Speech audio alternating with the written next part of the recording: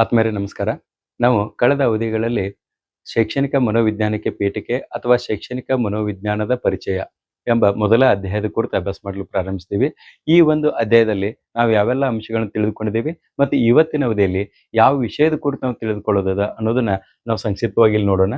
ಈಗ ಮೊದಲನೇ ಅಧ್ಯಾಯದಲ್ಲಿ ಶೈಕ್ಷಣಿಕ ಮನೋವಿಜ್ಞಾನದ ಪರಿಚಯ ಅಂತ ಏನದಲ್ಲ, ಇಂಟ್ರೊಡಕ್ಷನ್ ಟು ಎಜುಕೇಶನಲ್ ಸೈಕಾಲಜಿ ಅಂತ.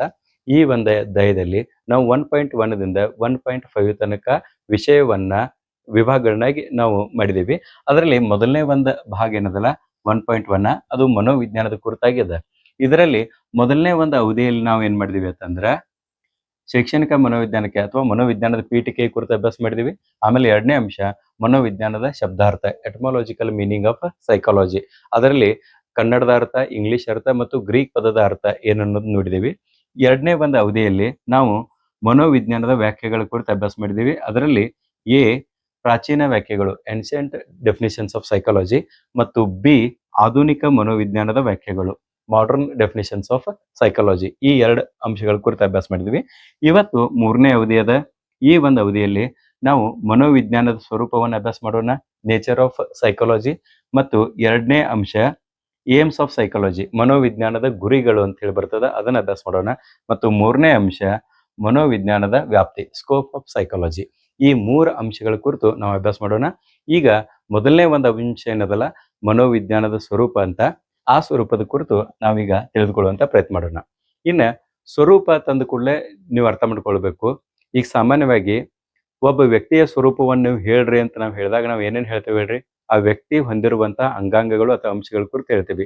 ಫಾರ್ ಎಕ್ಸಾಂಪಲ್, ಒಬ್ಬ ವ್ಯಕ್ತಿಗೆ 2 ಕೈಗಳದಾವ, 2 ಕಾಲುಗಳದಾವ, ಒಂದು ತಲೆ ಅದ, 2 ಕಣ್ಣುಗಳದಾವ, 2 ಕಿವಿಗಳದಾವ.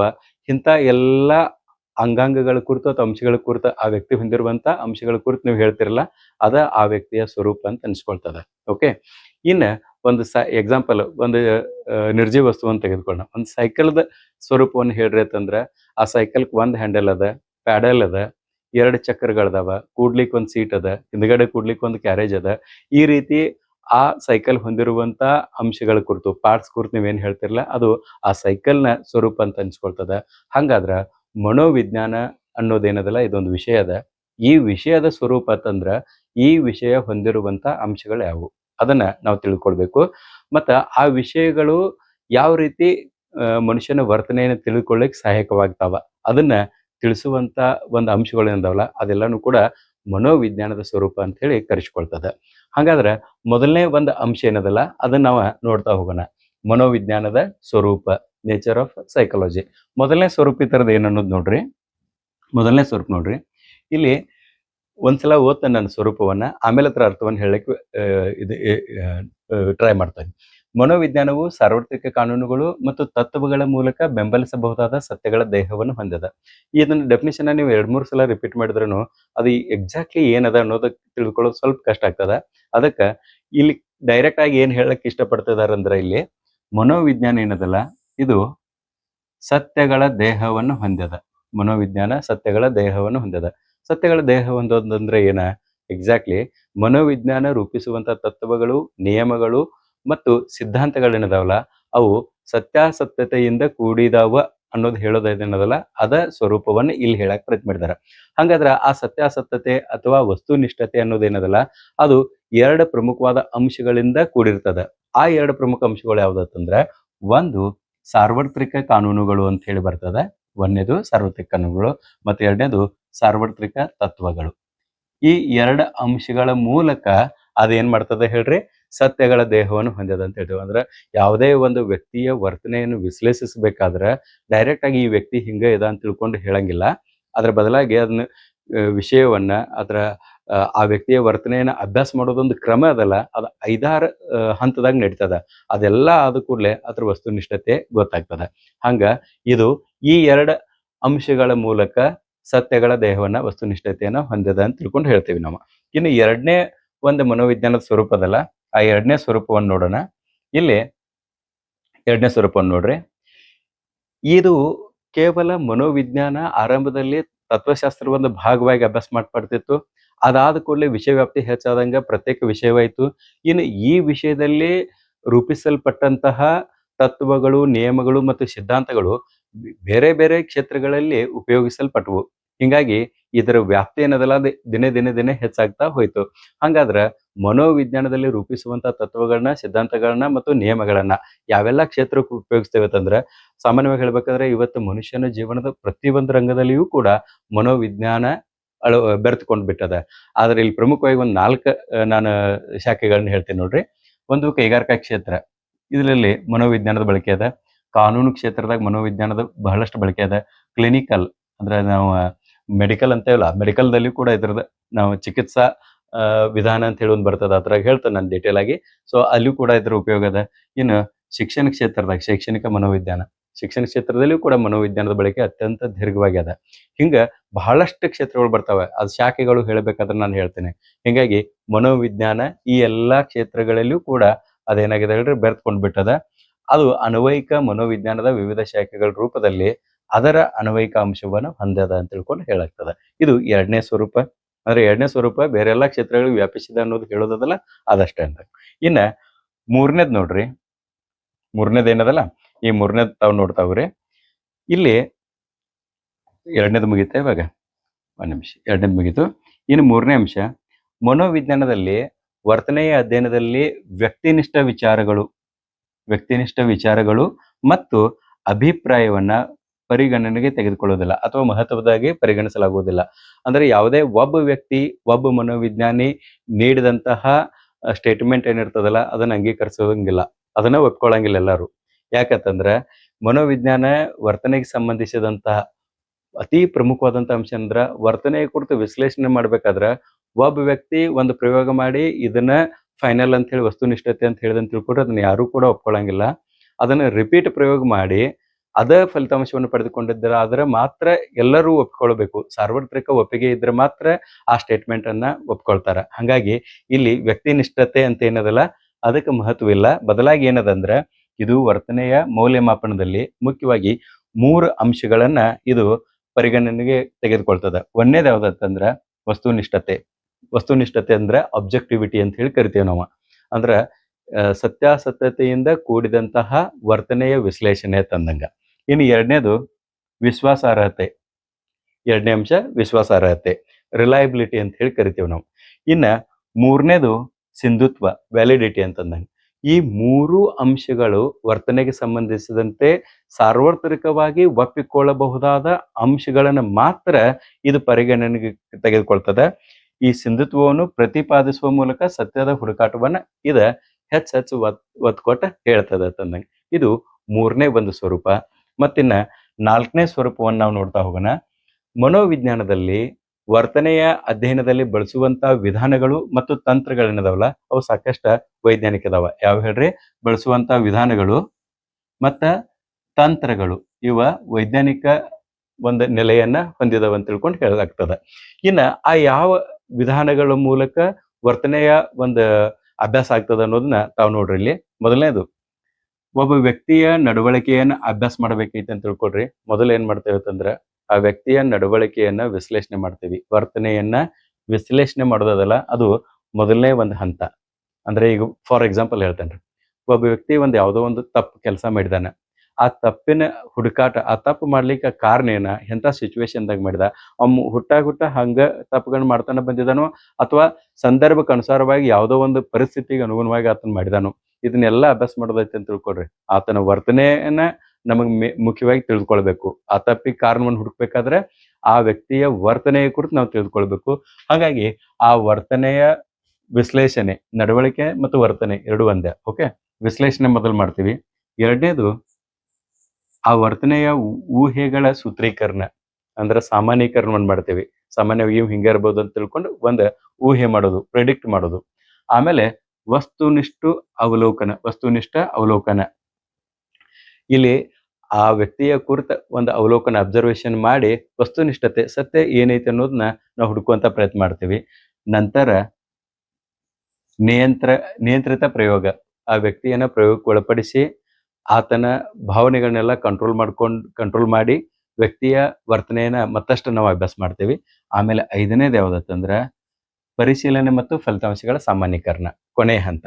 ಇಲ್ಲಿ ಏನ್ ಮಾಡ್ತೀವಿ ಅಂದ್ರೆ ಮತ್ತೊಮ್ಮೆ ಇದು ಮಾಡ್ತೀವಿ ಹೇಳ್ರಿ, ಪರಿಶೀಲನೆ ಮಾಡ್ತೀವಿ. ಮತ್ತ ಫಲಿತಾಂಶವನ್ನ ಸಾಮಾನ್ಯೀಕರಿಸ್ತೇವೆ. ಆ ಪ್ರಯೋಗವನ್ನ ಇನ್ನು ಬೇರೆ ಬೇರೆ ಮನೋವಿಜ್ಞಾನಿಗಳು ಮಾಡಿದ್ರೂ ಕೂಡ ಅದ ಫಲಿತಾಂಶ ಹೊರಗೆ ಬರಬೇಕು. ಅವಾಗ ಅದನ್ನ ವಸ್ತುನಿಷ್ಠತೆ ಅಂತ ಹೇಳಿ ಕರಿತೀವಿ. ಇನ್ ಕೇಸ್ ಅದು ಬೇರೆದಾಯ್ತು ಅಂತ ತಿಳ್ಕೊಂಡ್ರೆ ಅದು ವ್ಯಕ್ತಿನಿಷ್ಠತೆ, ಸಬ್ಜೆಕ್ಟಿವಿಟಿ ಅಂತ ಅನ್ಸ್ಕೊಳ್ತದ. ಓಕೆ, ಸೊ ಹಿಂಗಾಗಿ ಇಲ್ಲಿ ಈ 5 ಅಂಶಗಳ ಪ್ರಮುಖವಾಗಿ ಪಾತ್ರ ವಹಿಸ್ತಾವ ವರ್ತನೆಯನ್ನ ಅಭ್ಯಾಸ ಮಾಡ್ಬೇಕಾದ್ರೆ.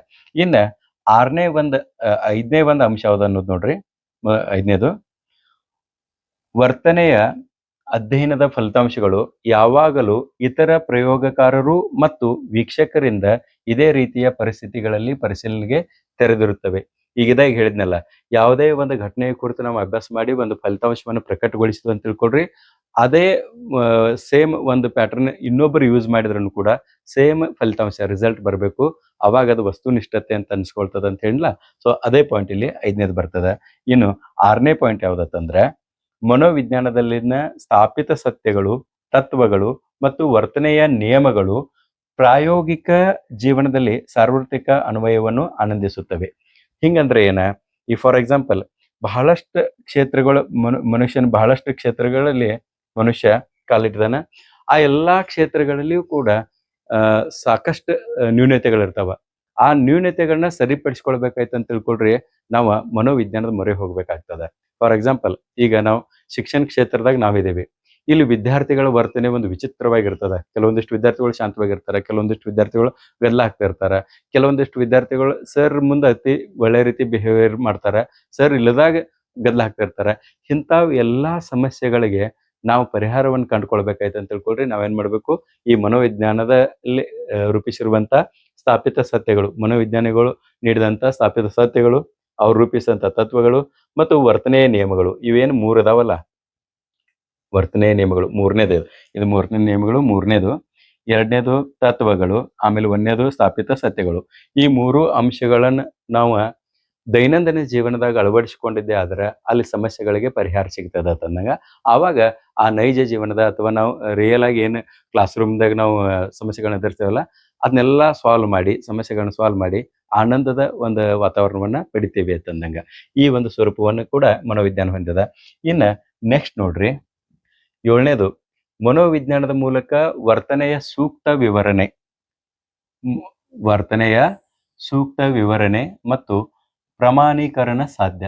ಕೇವಲ ಮನೋವಿಜ್ಞಾನ ವಿಷಯದ ಒಂದರಿಂದಲೇ ಮಾತ್ರ ಏನ್ ಹೇಳ್ರಿ, ವರ್ತನೆ ಈಗ ಯಾವುದೇ ಒಬ್ಬ ವ್ಯಕ್ತಿ ಅಥವಾ ಜೀವಿಯ ವರ್ತನೆ, ಅದು ಪ್ರಾಣಿ ಇರ್ಬೋದು ಅಥವಾ ಮಾನವ ಇರ್ಬೋದು, ಆ ಮಾನವ ಅಥವಾ ಪ್ರಾಣಿಯ ವರ್ತನೆಯನ್ನ ಕುರಿತು ಹೇಳ್ಬೇಕಾದ್ರೆ ಜಗತ್ತಿನಲ್ಲಿ ಒಂದೇ ಒಂದು ವಿಷಯ ಅದ, ಅದು ಯಾವ್ದು ಹೇಳ್ರಿ?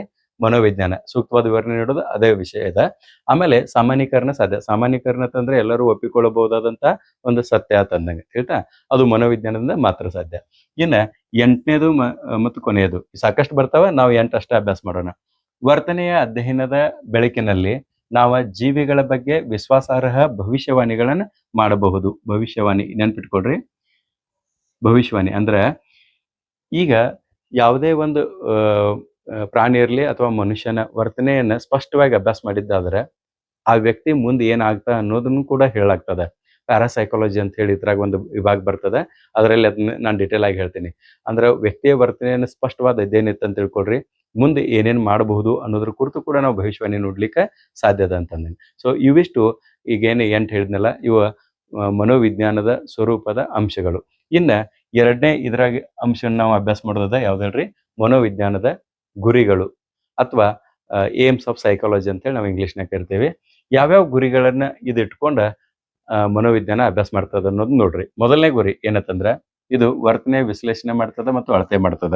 ಮೊದಲನೇದು ವರ್ತನೆಯ ವಿಶ್ಲೇಷಣೆ ಮತ್ತು ಅಳತೆ ಮಾಡುವಂತ ಒಂದು ಗುರಿಯನ್ನ ಹೊಂದಿದ. ಯಾಕಂದ್ರೆ ಮನೋವಿಜ್ಞಾನ ಈಗಿರುವಂತ ಡೆಫಿನಿಷನ್, ಒಪ್ಪಿಕೊಳ್ಳಬಹುದಾದಂತ ಡೆಫಿನಿಷನ್ ಯಾವ್ದು ಹೇಳ್ರಿ? ವರ್ತನೆಯ ಅಧ್ಯಯನ ಅಂತ ಹೇಳ್ತೇವೆ ನಾವು. ಸೊ ಹಿಂಗಾಗಿ ಮನೋವಿಜ್ಞಾನ ಏನ್ ಮಾಡ್ತದೆ ಅಂದ್ರೆ, ಆ ವರ್ತನೆ ವಿಶ್ಲೇಷಣೆ ಮಾಡ್ತದೆ ಮತ್ತು ಅಳತೆ ಮಾಡುವಂತ ಗುರಿಯನ್ನ ಹೊಂದಿದ. ಇನ್ನು 2ನೇದು ಯಾವ್ದತ್ತಂದ್ರೆ, ಇದು ಪೂರ್ವಾನುಮಾನ ಮಾಡಿ ಭವಿಷ್ಯದ ಕಾಲಜ್ಞಾನ ನೀಡುವುದು. ವರ್ತನೆ ಅಭ್ಯಾಸ ಮಾಡಿದ ಕೂಡಲೇ ನಾವು ಮುಂಚಿತವಾಗಿ ನಾವು ಒಂದು ಗೆಸ್ ಮಾಡ್ಬೋದು, ಪ್ರಿಡಿಕ್ಟ್ ಮಾಡ್ಬೋದು, ಇದು ಹಿಂಗ ಐತಿ ಅಂತ ತಿಳ್ಕೊಂಡ. ಅದ್ರ ಜೊತೆಗೆ ಮುಂಚಿತವಾಗಿ ಮಾಡಿದಂತ ಒಂದು ಏನು ಇದಿರ್ತದಲ್ಲ, ಪ್ರೆಡಿಕ್ಷನ್ ಇರ್ತದಲ್ಲ, ಅದರ ಆಧಾರದ ಮೇಲೆ ಭವಿಷ್ಯವಾಣಿಯನ್ನು ಕೂಡ ನಾವು ಮಾಡ್ಬೋದು ಅಂತ ತಿಳ್ಕೊಂಡು ಗುರಿಯನ್ನ ಇದು ಹೊಂದದ. ಕಾಲಜ್ಞಾನ ಅಂತಂದ್ರೆ ಭವಿಷ್ಯವಾಣಿ ಅಂತಂದಂಗ. ಇನ್ನ 3ನೇದು ಗುರಿ ಏನೇ ಹೊಂದದ ಅಂತಂದ್ರೆ, ಇದು ವರ್ತನೆಯ ನಿಯಂತ್ರಣ ಮತ್ತು ಮಾರ್ಪಾಡು ಮಾಡಬಹುದು. ಈಗ ಪ್ರಯೋಗಕ್ಕೆ ಒಳಪಡಿಸಿ ಅಂತ ತಿಳ್ಕೊಳ್ರಿ, ಯಾವುದೇ ಒಂದು ಪ್ರಾಣಿಯನ್ನ ಈಗ ಸಾಕಷ್ಟು ಮುಂದೆ ಪ್ರಯೋಗಗಳು ಬರ್ತಾವ. ಆ ಪ್ರಾಣಿಗಳನ್ನ ನಾವು ಪ್ರಯೋಗಕ್ಕೆ ಒಳಪಡಿಸಿದಾಗ ಅವುಗಳ ವರ್ತನೆಯನ್ನ ನಾವು ನಿಯಂತ್ರಣ ಮಾಡ್ತೀವಿ ಮತ್ತು ನಮಗೆ ಬೇಕಾದಂಗೆ ಆ ವರ್ತನೆಯನ್ನ ಚೇಂಜ್ ಕೂಡ ಮಾಡ್ಕೊಳ್ಳಿಕ್ಕೆ ಸಾಧ್ಯ ಅದ. ಅಂತ ಗುರಿಯನ್ನು ಇದು ಹೊಂದಿದ. ಆಮೇಲೆ 4ನೇದು ಯಾವುದಂದ್ರೆ ವರ್ತನೆಯನ್ನು ವಿವರಿಸುವುದು. ಅದೆಲ್ಲ ಮಾರ್ಪಾಡು ಮಾಡಿ ನಿಯಂತ್ರಣ ಮಾಡಿ ನಾವು ಸಾಮಾನ್ಯೀಕರಿಸಿದಾಗ ನಮಗೆ ಒಂದು ಸಾಧ್ಯ ಏನದಂದ್ರೆ ಅದ್ರ ಕುರಿತು ಸ್ಪಷ್ಟವಾಗಿ ವಿವರಣೆ ಕೊಡ್ಲಿಕ್ಕೆ ಸಾಧ್ಯ ಅದ. ಅಂತ ಗುರಿಯನ್ನು ಕೂಡ ಇದು ಹೊಂದಿದ. ಆಮೇಲೆ 5ನೇದು ಯಾವುದಂದ್ರೆ 5ನೇದು ನೋಡ್ರಿ, ವರ್ತನೆಯ ಅರಿವು ಪಡೆದು ಅನ್ವಯಿಸುವುದು. ಕೇವಲ ವಿವರಿಸಿ ಅಲ್ಲಿಗೆ ಬಿಡೋದಲ್ಲ, ಆ ವರ್ತನೆಯ ಜ್ಞಾನವನ್ನು ನಾವು ಹೊಂದಿ ಅದನ್ನ ನೈಜ ಜೀವನದಲ್ಲಿ ಅಳವಡಿಸುವಂತ ಕೆಲಸವನ್ನು ಕೂಡ ಮನೋವಿಜ್ಞಾನ ಗುರಿಯನ್ನಾಗಿ ಹೊಂದಿದೆ. 6ನೇದು ವೈಯಕ್ತಿಕ ಮತ್ತು ಗುಂಪುಗಳನ್ನು ಅರ್ಥೈಸಿಕೊಳ್ಳೋದು. ಒಬ್ಬ ವ್ಯಕ್ತಿ ಒಬ್ಬ ಇದ್ದಾಗ ಯಾವ ರೀತಿ ವರ್ತನೆಯನ್ನು ತೋರ್ತಾನೆ ಮತ್ತು ಗುಂಪಿನಲ್ಲಿದ್ದಾಗ ಯಾವ ರೀತಿ ವರ್ತನೆಯನ್ನು ತೋರ್ತಾನೆ. ಯಾಕಂದ್ರೆ ಇದು ಬಹಳ ಇಂಪಾರ್ಟೆಂಟ್ ಅದ. ಇದು ಲಾಸ್ಟ್ ಟಾಪಿಕ್ ಕೂಡ ಅದ ನಮ್ಮದ, ಸಮಾಜ ಮಿತಿ ತಂತ್ರ ಅಂತ ತಿಳ್ಕೊಂಡು. ಅದರಲ್ಲಿ ನಾವು ವಿಶೇಷವಾಗಿ ಅಭ್ಯಾಸ ಮಾಡೋದು ಏನಂತಂದ್ರೆ, ಒಬ್ಬ ವ್ಯಕ್ತಿ ಒಂಟಿತನದಲ್ಲಿ ಅಂದ್ರೆ ಒಬ್ಬ ಇದ್ದಾಗ ವರ್ತನೆ ಬೇರೆ ರೀತಿ ತೋರ್ತಿರ್ತಾನೆ, ಗುಂಪುದಾಗಿದ್ದಾಗ ಬೇರೆ ರೀತಿ ತೋರ್ತಿರ್ತಾನೆ. ಅವುಗಳಿಗೆ ಕಾರಣಗಳನ್ನ ಹುಡುಕುವಂತ ಕೆಲಸವನ್ನು ಮಾಡಬೇಕು ಹೇಳ್ತಾ. ಸೊ ಆ ಗುರಿಯನ್ನು ಕೂಡ ಇದು ಹೊಂದಿದೆ. ಆಮೇಲೆ ಇಲ್ಲಿ ನೋಡ್ರಿ, ಸಮಸ್ಯೆಗೆ ಪರಿಹಾರ ಕಂಡುಕೊಳ್ಳುವುದು. ವರ್ತನೆಯನ್ನು ವಿಶ್ಲೇಷಿಸಿದ ನಂತರ ಆ ವ್ಯಕ್ತಿಗೆ ವರ್ತನೆಗೆ ಯಾವ ಕಾರಣದ ಮತ್ತು ಪರಿಹಾರ ಏನು ಅವನಿಗೆ ಸೂಚಿಸೋದದ ಅದನ್ನು ಕೂಡ ಇಲ್ಲಿ ಅಭ್ಯಾಸ ಮಾಡುವಂಥ ಗುರಿಯನ್ನು ಹೊಂದಿದೆ. ಮತ್ತು ಕೊನೆಯದು, ಇದು ಮಾನವನ ಮನಸ್ಸನ್ನು ತಿಳಿಯಲು ಪ್ರಯತ್ನಿಸುವುದು. ಈ 8 ಗುರಿಗಳು ಏನಿದಾವಲ್ಲ, 8 ಪಟ್ಟು ಸಾಕಷ್ಟು ಗುರಿಗಳಿದಾವ. ಪ್ರಮುಖವಾಗಿ ಇಷ್ಟು ಗುರಿಗಳನ್ನ ಇಟ್ಕೊಂಡು ಮನೋವಿಜ್ಞಾನ ಏನದಲ್ಲ ಅದು ತನ್ನ ಒಂದು ಅಭ್ಯಾಸವನ್ನು ಮುಂದುವರಿಸ್ತಾ ಇದೆ. ಓಕೆ, ಇನ್ನು ಈ ಒಂದು ಅಧ್ಯಾಯದಲ್ಲಿ ಇವತ್ತು ಕೊನೆಯ ಅಂಶ ಯಾವುದಂತಂದ್ರೆ ಮನೋವಿಜ್ಞಾನದ ವ್ಯಾಪ್ತಿ ಅಂತಂದ್ರೆ, ಮನೋವಿಜ್ಞಾನದ ವ್ಯಾಪ್ತಿಯನ್ನು ಅಂದ್ರೆ ಸ್ಕೋಪ್ ಆಫ್ ಸೈಕಾಲಜಿ. ಈ ಮನೋವಿಜ್ಞಾನದ ವ್ಯಾಪ್ತಿ ಅಂದ್ರೆ ಯಾವೆಲ್ಲ ಕ್ಷೇತ್ರಗಳಿಗಿದೆ ಪಸರಿಸಿ ಹೋಗಿಬಿಟ್ಟದ ಮತ್ತು ಬೆಳೆಸ್ಕೊಂಡು ಬಿಟ್ಟದ ಬೇರೆ ಬೇರೆ ಒಂದು ಕ್ಷೇತ್ರಗಳಲ್ಲಿ ಅನ್ನೋದನ್ನ ನಾವು ನೋಡ್ಬೇಕು. ಇಲ್ಲಿ ಮನೋವಿಜ್ಞಾನ ಅಂತಂದ್ರೆ ಈಗ ಸಾಮಾನ್ಯವಾಗಿ ನಾವೇನು ಹೇಳ್ತೇವೆ, ಮಾನವನ ಮನಸ್ಸು ಅಥವಾ ವರ್ತನೆ ಅಧ್ಯಯನ. ಅದು ಆಕ್ಚುಲಿ ಪ್ರೆಸೆಂಟ್ಲಿ ವರ್ತನೆ ಅಧ್ಯಯನ ಅಂತ ಅಷ್ಟೇ ಅದ. ಸಾಮಾನ್ಯವಾಗಿ ನಾವು ಹೇಳ್ಬೇಕಾದ್ರೆ ಮಾನವನ ಮನಸ್ಸು ಮತ್ತು ವರ್ತನೆ ಅಧ್ಯಯನ ಅಂತ ಹೇಳ್ತೇವೆ. ಇದರ ವ್ಯಾಪ್ತಿ ಬಹಳ ವಿಶಾಲವಾಗಿದೆ. ಸರಳವಾಗಿ ಹೇಳ್ಬೇಕಂದ್ರೆ ಮನೋವಿಜ್ಞಾನವನ್ನ ಹಲವಾರು ಕ್ಷೇತ್ರಗಳಲ್ಲಿ ಇವತ್ತಿಗೆ ನಾವು ಬಳಕೆ ಮಾಡ್ತಾ ಇದೀವಿ. ಮಾನವ ರಂಗದ ಪ್ರತಿಯೊಂದು ಹಂತದಲ್ಲಿಯೂ ಕೂಡ ಮನೋವಿಜ್ಞಾನದ ಬಳಕೆ ಅದ. ಹಾಗಾದ್ರೆ ಯಾವೆಲ್ಲ ಕ್ಷೇತ್ರಗಳ ಬಳಕೆ ಅದ ಅನ್ನೋದನ್ನ ನೀವು ನೋಡ್ಕೊತೀರಿ. ಒಂದೇದು ಶಿಕ್ಷಣ ಕ್ಷೇತ್ರದಾಗ ಸಾಕಷ್ಟು ಬಳಕೆ ಅದ, ಆರೋಗ್ಯ ಕ್ಷೇತ್ರದಾಗ ಅದ, ಕೌಟುಂಬಿಕ ಮತ್ತು ಸಾಮಾಜಿಕ ಜೀವನದಲ್ಲಿ ಅದ, ಔದ್ಯೋಗಿಕ ಮತ್ತು ಕೈಗಾರಿಕಾ ಕ್ಷೇತ್ರದಲ್ಲಿ ಅದ, ಕಾನೂನು ಮತ್ತು ಅಪರಾಧ ಕ್ಷೇತ್ರ, ಕ್ರೀಡೆ, ವೈಯಕ್ತಿಕ ಜೀವನದಲ್ಲಿ, ಇಂಥ ಎಲ್ಲ ಕ್ಷೇತ್ರಗಳಲ್ಲೂ ಕೂಡ ಈ ಮನೋವಿಜ್ಞಾನದ ವ್ಯಾಪ್ತಿ ಬೆಳೆದುಕೊಂಡು ಬಿಟ್ಟದ. ಹಾಗಾದ್ರೆ ಇದು ಇಷ್ಟೇ ಕ್ಷೇತ್ರಗಳಂತ ನೀವು ಕೇಳೋರ, ಇದು ಮನೋವಿಜ್ಞಾನದ ವ್ಯಾಪ್ತಿ ಇದು ಇಲ್ಲಿಗೆ ಮುಗಿಯಂಗಿಲ್ಲ. ಮನೋವಿಜ್ಞಾನದ ವ್ಯಾಪ್ತಿಯನ್ನು ನಾವು ಅತಿ ದೀರ್ಘವಾಗಿ ನಾವು ಅಭ್ಯಾಸ ಮಾಡ್ಬೇಕಾಯ್ತು ಅಂತ ತಿಳ್ಕೊಳ್ರಿ. ಈ ಒಂದು ಅಧ್ಯಾಯದಲ್ಲಿ 1.2 ಅಂತ ಬರ್ತದ, ಅದನ್ನ ಅಭ್ಯಾಸ ಮಾಡಬೇಕು. ಯಾವ್ದು ಹೇಳೋದು, ಮನೋವಿಜ್ಞಾನದ ಶಾಖೆಗಳು ಅಂತ ಹೇಳಿ. ಓಕೆ, ಸೊ ಈಗ ನಾವು ಮನೋವಿಜ್ಞಾನ ಅನ್ನೋದು 1.1 ಏನದಲ್ಲ ಇದ್ರ ಕುರಿತು ನಾವು ಕಂಪ್ಲೀಟ್ ಆಗಿ ತಿಳ್ಕೊಂಡಿವಿ. ಇನ್ನು 2ನೇ ಅಂಶ ಮನೋವಿಜ್ಞಾನದ ಶಾಖೆಗಳು ಅಂತ ಹೇಳಿ ಬರ್ತದೆ. ಈ ಮನೋವಿಜ್ಞಾನದ ಶಾಖೆಗಳದಾಗ ಶುದ್ಧ ಮನೋವಿಜ್ಞಾನದ ಶಾಖೆಗಳು ಮತ್ತು ಅನ್ವಯಿಕ ಮನೋವಿಜ್ಞಾನದ ಶಾಖೆಗಳು ಅಂತೇಳಿ 2 ಪ್ರಕಾರ ಬರ್ತಾವ. ಆ 2 ಕ್ಷೇತ್ರಗಳಲ್ಲಿ ಬರುವಂತಹ ಅಂಶಗಳಿಂದಲ್ಲ ಅವೆಲ್ಲ ಮನೋವಿಜ್ಞಾನದ ವ್ಯಾಪ್ತಿಗೆ ಒಳಪಟ್ಟಂತ ಅಂಶಗಳೇ ಇರ್ತಾವ. ಸೊ ಮುಂದಿನ ಒಂದು ಅವಧಿಯಲ್ಲಿ ನಾವು ಆ 2 ಅಂಶಗಳ ಕುರಿತು ಅಥವಾ 1.2 ಮನೋವಿಜ್ಞಾನದ ಶಾಖೆಗಳು, ಬ್ರಾಂಚಸ್ ಆಫ್ ಸೈಕಾಲಜಿ ಅಂತ ಹೇಳಿ ಕರಿತೀವಿ, ಅವುಗಳ ಕುರಿತು ನಾವು ಅಭ್ಯಾಸ ಮಾಡೋಣ. ಅಲ್ಲಿವರೆಗೂ ನಮಸ್ಕಾರ. ಮತ್ತು ನಿಮ್ಗೆ ಏನಾದರೂ ಪ್ರಶ್ನೆಗಳೆಲ್ಲ ಇದ್ರೆ ನೀವು ದಯವಿಟ್ಟು ಕಮೆಂಟ್ ಮಾಡಿದ್ರೆ ಮಾತ್ರ ನಾನು ನಿಮ್ಗೆ ಅದನ್ನ ಉತ್ತರ ಕೊಡ್ಲಿಕ್ಕೆ ಸಾಧ್ಯ ಅದ. ಅದಕ್ಕೆ ನೀವು ಹೆಚ್ಚೆಚ್ಚು ಕಮೆಂಟ್ ಮಾಡ್ರಿ. ವಿಷಯಗಳ ಕುರಿತು ಇನ್ನಷ್ಟು ತಿಳ್ಕೊಳ್ಬೇಕನ್ನೋ ಹಂಬಲ ನಿಮ್ಮಲ್ಲಿ ಇದ್ರೆ ನಾವು ಹೇಳಲಿಕ್ಕೂ ಕೂಡ ಅನುಕೂಲ ಆಗ್ತದೆ. ಓಕೆ, ಸೊ ಒಂದು ಫಾಲೋ ಅಪ್ ಮಾಡ್ರಿ. ಯಾವುದೇ ಡೌಟ್ ಇದ್ರೂ ಕೂಡ ಕಮೆಂಟ್ ಮೂಲಕ ತಿಳಿಸ್ರಿ. ನಮಸ್ಕಾರ.